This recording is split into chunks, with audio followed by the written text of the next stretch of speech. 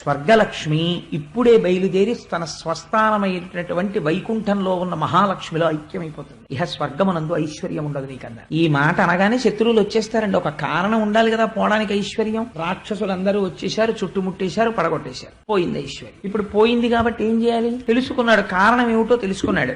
ఏది చెప్పాలన్నా ఆయనే చెప్పాలి. అన్ని విషయాలు తెలుసున్నటువంటి పెద్ద ఆయన చతుర్ముఖ బ్రహ్మగారు. అది పెద్ద తలకై, మహానుభావుడు, పూజనీయుడు. అందుకని ఐశ్వర్యాలన్నీ తొలగిపోయినటువంటి వారై, దేవతలు తేజస్సు కోల్పోయిన వారై అరణ్యములు పట్టి తిరుగుతూ ఒకనాడు చతుర్ముఖ బ్రహ్మగారి దగ్గరికి వెళ్లి ప్రార్థన చేసి, అయ్యా నేను ఇలా ప్రవర్తించానని దూర్వాసుడి కాళ్ల మీద పడి ఏడ్చాడు. చతుర్ముఖ బ్రహ్మగారి కాళ్ల మీద పడి ఏడ్చాడు. నా ఐశ్వర్యం తొలగిపోయింది, మళ్ళీ ఎలా వస్తుంది నాకు ఐశ్వర్యం అని. అంటే బ్రహ్మగారు అన్నారు, ఆయన కూడా ఇంద్రుడు చెప్పినటువంటి మాట విని నువ్వు కండకావలంతో ప్రవర్తిస్తూ ఉంటావురా. అప్పుడప్పుడు ఒకసారి బృహస్పతి జోలికి వెళ్ళావు, ఇవాళ దుర్వాసు మహర్షి జోలికి వెళ్ళావు. పోదు ఐశ్వర్యం, పోయి తీరుతుంది. ఇప్పుడు నీకు మళ్ళీ ఐశ్వర్యం ఎక్కడి నుంచి రావాలి? మళ్ళీ ఆ పద్మనాభుడి యొక్క అనుగ్రహంతో రావాలి. కాబట్టి నీకోసమైనా నేను ఎవరిని ధ్యానం చెయ్యాలి?